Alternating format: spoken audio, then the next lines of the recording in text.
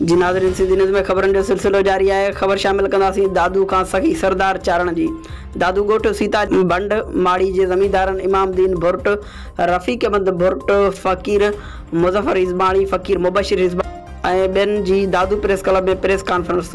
मुज़ाहिरीन साफ़ नाॾो दायो त पीपल्स पार्टी सीता जे अॻुवान सैयद मोहम्मद शाह बिना जवाज़ असांजी ज़मीन जा कूड़ा खाता ठहिराए ॿियनि हथां कब्ज़ो कराइण जी कोशिशि कई आहे।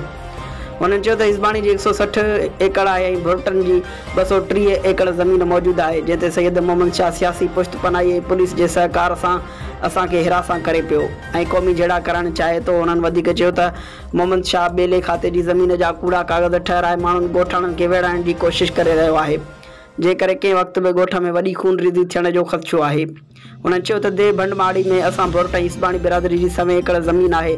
उन्हनि chief justice Sindh, IG Sindh, secretary revenue ऐं ॿियनि वसवारनि खां मुतालबो कयो त फौरी तौरु असांजी ज़मीन ते कब्ज़ो कंदड़ ऐं इलाइक़े वासियुनि खे पाण में विड़ाइण जी कोशिशि कंदड़ PP अॻुवान बासर ख़िलाफ़ क़ानूनी क़दम खणी असांखे तहफ़ुज़ फ़राहम कयो वञे। मां पंहिंजे